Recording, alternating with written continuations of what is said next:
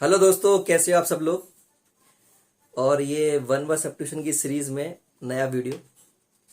और मैं आशा करता हूँ कि पिछली वीडियो भी आप देख रहे होंगे, उनको रिवाइज कर रहे होंगे, उनके नोट्स बना रहे होंगे।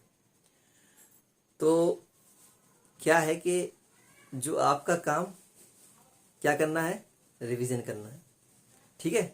और मेरा काम आपको वोकैब देना है। वोकैब देना है, साथ में ऐसी वोकैब देना है कि आपको ज़्यादा से ज़्यादा समय तक और एक लॉन्ग टाइम तक आपके दिमाग में चली जाए और आप अपना जो एग्ज़ाम है उसको ज़्यादा से ज़्यादा नंबर गेन कर सके, ठीक है।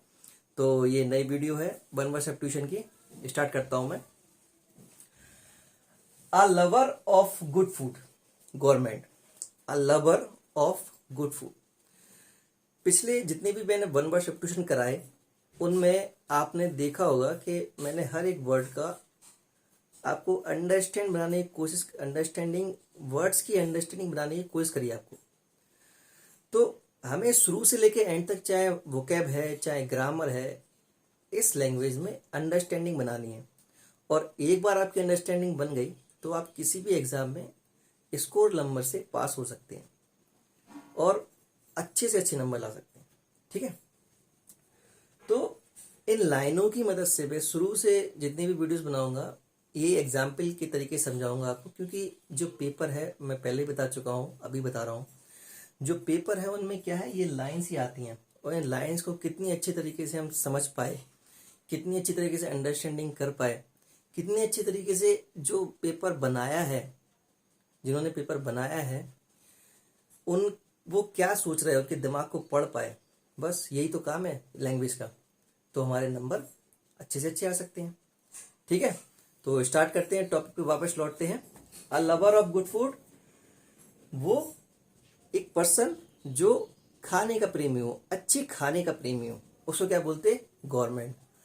एक पर्सन जो अच्छे खाने का प्रेमी हो, a lover of good food, government. देखिए गवर्नमेंट का जो सिनोनिम्स होता है, गवर्नमेंट का जो सिनोनिम्स होता है वो क्या होता है, ग्लूटन। GLUTTON, gluten. तो गवर्नमेंट का जो सिनोनिम्स हुआ वो क्या हुआ, gluten. Second, next, a husband ruled by his wife.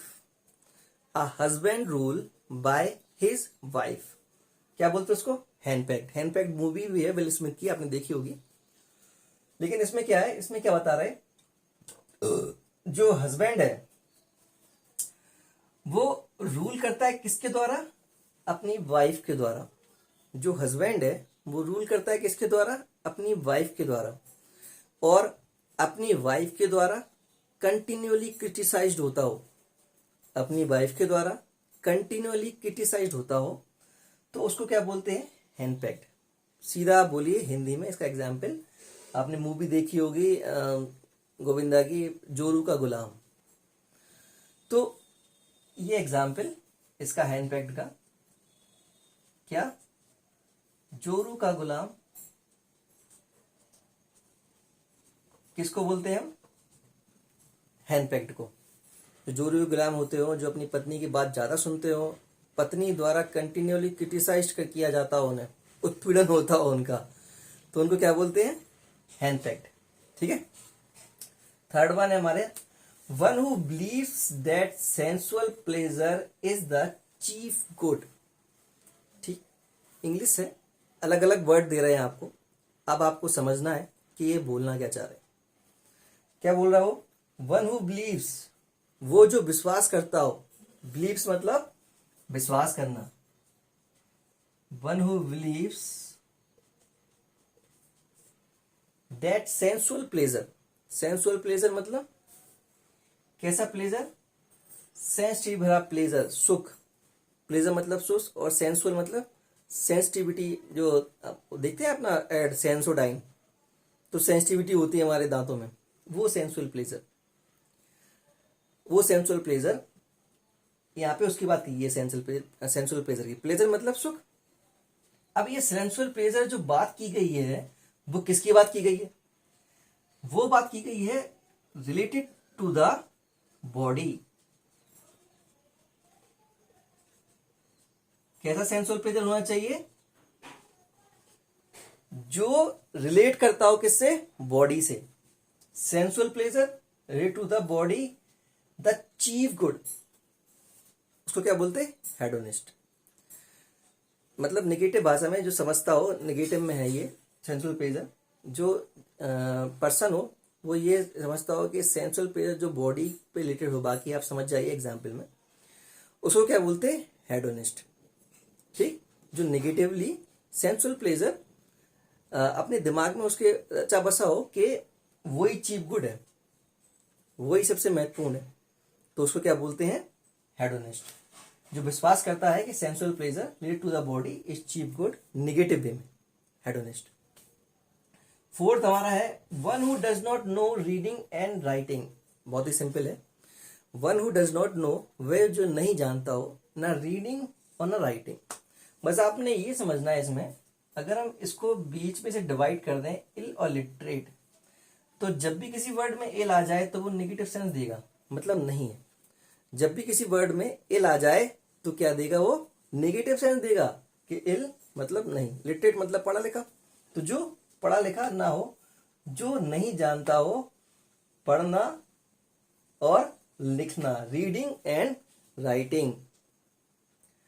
अब 5 हमारा है date can not be entered by force. Date can not be entered by force, वो जो एंटर्ड नहीं, फोर्स द्वारा एंटर्ड नहीं किया जा सके, उसको क्या बोलते हैं हम? इम्प्रेग्नेबल। देखिए मैं इसको एग्जाम्पल देता हूं आपको, एग्जाम्पल से आपको ज्यादा समझ में आएगा। क्या होता था कि प्राचीन समय में जो राजा महाराजा होते थे वो क्या करते थे? किले बनवाते थे।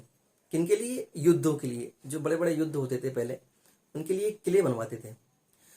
तो जो दुश्मन सेना है वो उनके किले पे अटैक ना कर दे, जो दुश्मन सेना है वो उनके किले पे अटैक ना कर दे, तो अपने किले के चारों ओर कुछ ऐसी व्यवस्था करते थे कि वो लोग अंदर घुस ही ना पाए, फोर्स के द्वारा एंटर्ड के अंदर घुस ना पाए, और ये लोग सेफ रहे किले के अंदर। तो क्या होता था कि जब भी कोई व्यवस्था करते थे या जाल ऐसा बिछा देते थे, वो एक जाल बिछा के और उसमें चारों तरफ से छोड़ देते थे ऐसे ही, और जब आते थे वो राइवल सेना या दुश्मन सेना आती थी तो उन्हीं जो जाल में है वो फंस के वहीं पे मर जाती थी, वहीं पे दम तोड़ देती थी। तो impregnable, that can not be entered by force, जो फोर्स के द्वारा हम एंटर ना कर सके तो उसको बोलते क्या? इम्प्रेग्नेबल। एग्जाम्पल मैंने दिया अपना प्राचीन समय का, जो राजा महाराजे होते थे, प्राचीन समय में राजाओं का एग्जाम्पल दिया आपको कि कुछ ना कुछ जाल बिछा के रखते थे वो। ठीक है। अब इसका जो एंटोनिम्स होगा इम्प्रेग्नेबल का, वो क्या हो जाएगा? एंटोनिम्स। इम्प्रेग्नेबल का एंटोनिम्स क्या हो जाएगा? प्रेग्नेबल।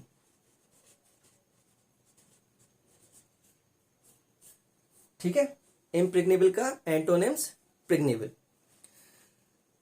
तो वन वर्ड सब्स्टिट्यूशन की क्लास यहाँ पे आज का खत्म करते हैं हम लोग, और आगे फिर नई एक वीडियो लाऊंगा मैं कल, और हम ऐसे ही आपके साथ चलते रहेंगे। वोकैब की एक बहुत अच्छी स्टार्टिंग की है मैंने, और मैं इस बारे में अपने प्रयास भी ज़्यादा करूँगा कि जितने से ज़्यादा वोकैब, प्रीवियस ईयर का जो वोकैब है वो हमारे माइंड में कैसे जाए और हम कितनी अच्छी तरीके से टैकल कर पाए वोकैब को।